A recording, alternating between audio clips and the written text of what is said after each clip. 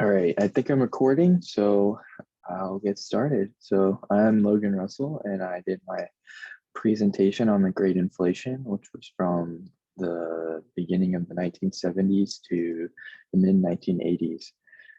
Well, it ended and phased out in the 1980s. So let's get started. I hope you can hear me okay, and I hope everyone's doing well. So in this presentation, I'm first going to cover the relevant history, like give you a little background so you better understand what I'm talking about and who I'm talking about. I'm going to show you what was happening through data and telling you. I'm going to show you economic models that relate to this economic issue. I'm going to tell you why it happened and what policymakers did to improve the problem. Since this is in the past, we know what they did.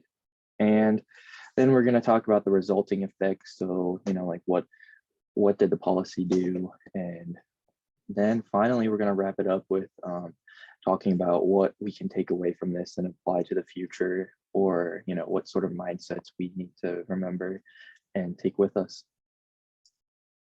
So starting off with the relevant history, leading up to the 1980s, so the 1970s, pretty much the Fed was under the impression that they could lower unemployment with higher inflation.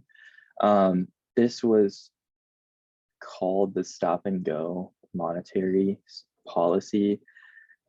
So during the go periods, the Fed lowered interest rates to loosen the money supply and target lower unemployment. And then during the stop periods,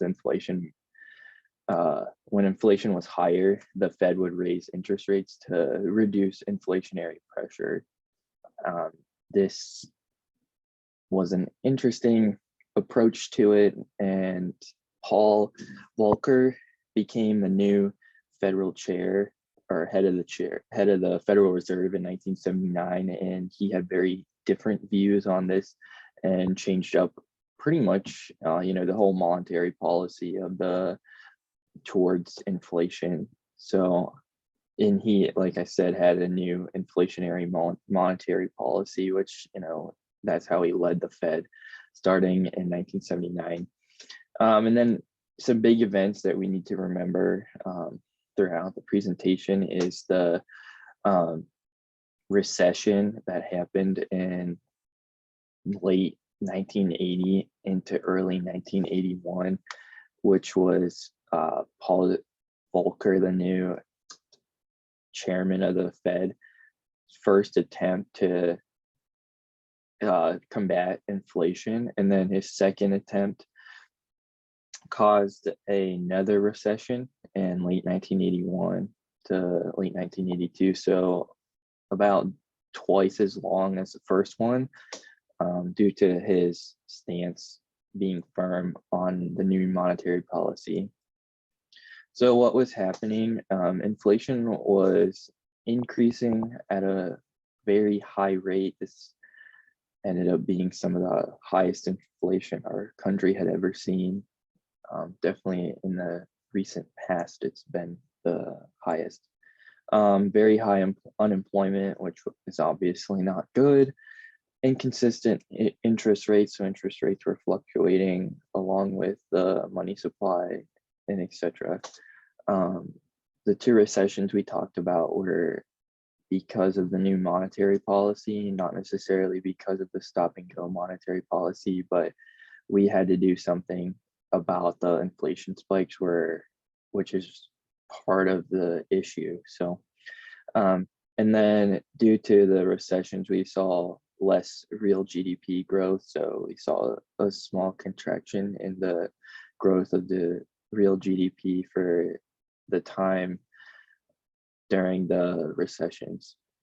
And then the public really was not trusting of the Fed throughout the 70s as they continuously attempted to combat inflation and unemployment unsuccessfully with the stop and go monetary policy. So that ends up being a big factor in lowering the inflation rate overall, because we needed the public's support in the Fed and belief that they could enact change. So this is a graph of the interest rates throughout, the United States. So right here is the period of time I'm talking about. So you can see the sharp incline in the 70s. And then this right here is when Mr. Volcker became the chair of the Fed. And then you can see them decreasing, which oftentimes, which we'll look at a graph in a minute, they correlate with inflation. So, and then you can see that it just continues this trend of downward sloping. So definitely see tremendous change in interest rates during this time period. The unemployment rate, like I mentioned earlier, was very high during this time period, which is what they were trying to, combat. And I see that, it was all over the place, which is, what this stop and go monetary policy was, trying to do. It was successful in some way, but inflation continued to be a problem. And this right here is the change in the monetary policy that we're going to look at deeper due to the new chair.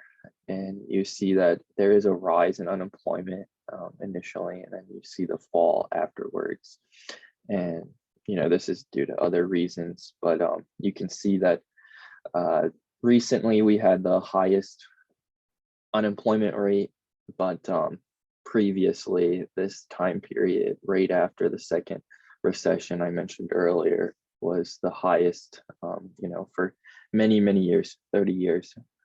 So this is the one I really want to look at. So today we're going to be talking about the, growth or contraction of the money supply by the Federal Reserve. And this graph shows that. So this period right here is generally what we're going to be talking about. So we can see the stop and go monetary policy really is pushing the money supply up, and which inflation is following that. As we saw with unemployment was very staggered, climbing up to its peak, where this is, follows this money supply growth pretty closely. You can see here, this is where the new chair came in, and then this is the reduction of the money supply the first time, which we'll talk about. And this is then brings in the first recession. So this is the time in between the first recession, and then this brings in the second recession right here. So this shows how the Fed was manipulating the money supply throughout the recessions to counteract the effect of inflation. So we see inflation falling off here.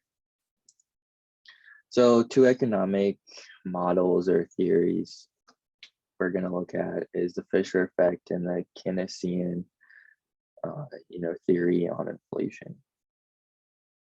So the Fisher effect is shown here through the nominal interest rate and inflation rate compared. The Fisher effect is all about comparing the two and showing that they are closely related. It proves the relationship between inflation and the interest rate.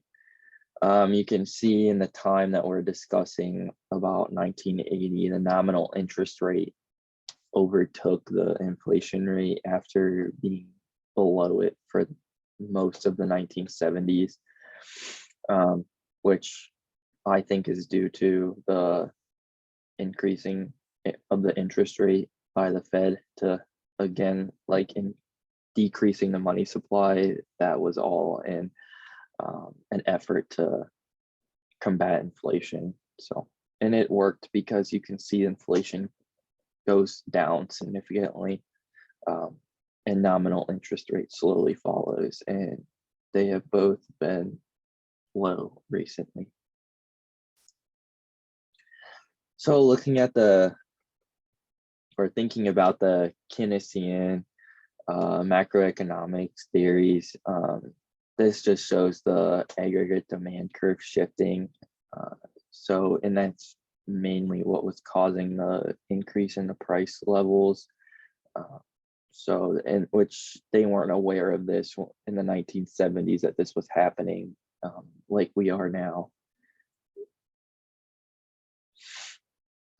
So this happened for a number of reasons. Some of them I touched on when discussing the data and the graphs associated with the issue. So a big player here is, again, the stop and go monetary policy of the 1970s. It did not help things, mainly because they, like I mentioned earlier, were just not concerned as much with inflation. They honestly looked at inflation as more of a positive thing because they were mainly focused on the high or rising unemployment, which they were somewhat successful at regulating through the relationship between the inflation and the money supply.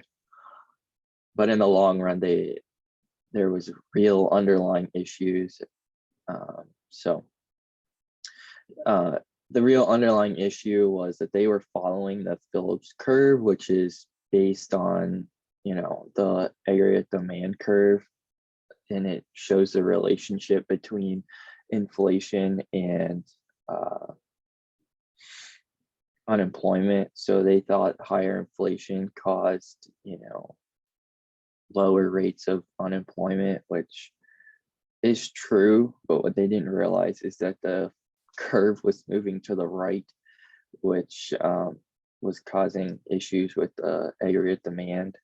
So that caused a lot of problems. And since they were failing the Federal Reserve, the public opinion, which is important, the public needs to trust the Federal Reserve for them to be effective.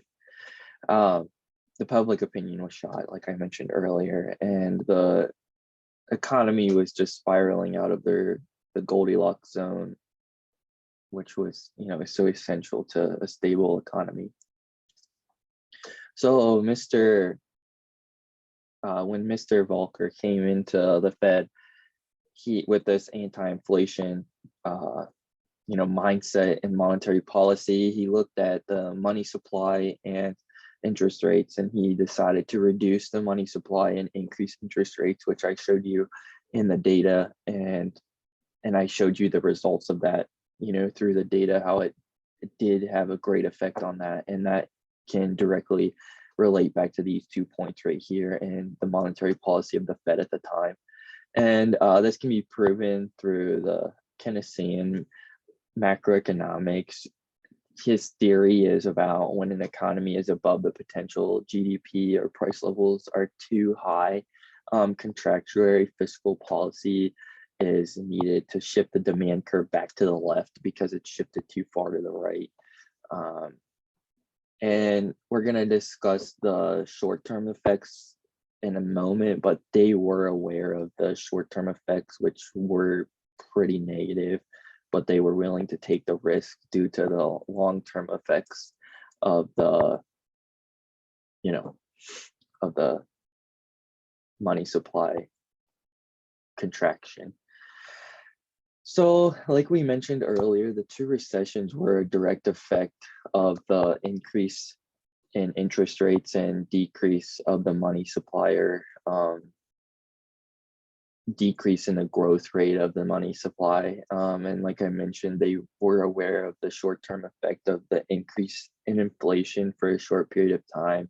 And the initial uptick of the unemployment rate was known, but they needed to combat both inflation and unemployment, which was not done in the past. So, they were focused on that. They were on that one set track mindset when they had, background issues that needed to be addressed. So the new federal chairman was looking at the long term rather than the short term when he decided to set up these new monetary policies.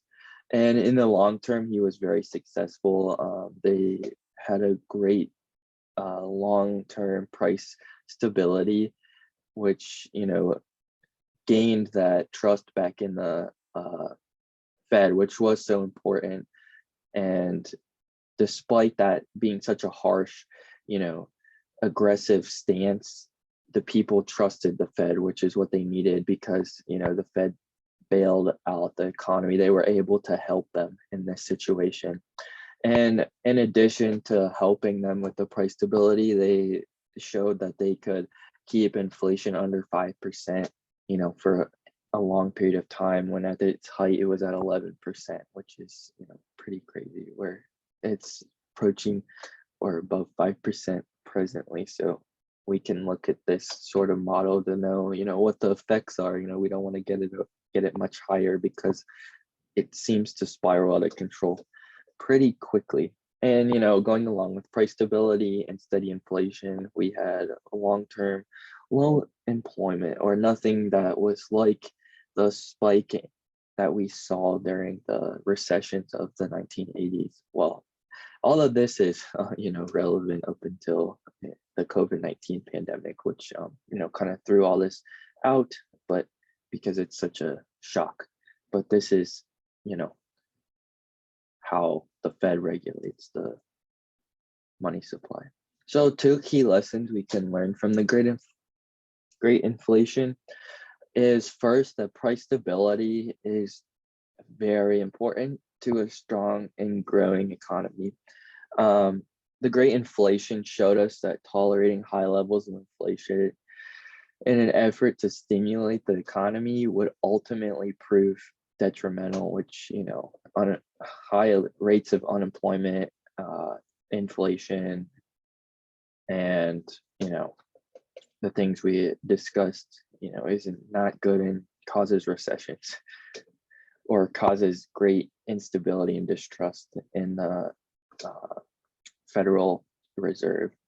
So second, the public must trust the Federal Reserve's ability to lessen the inflationary pressures, which I feel like I really tried to stress that. And this has been very important for the recent COVID-19 pandemic and the economic crash of 2008, because the Fed played a major role in, you know, stimulating our economy and, you know, making sure that it stayed running correctly.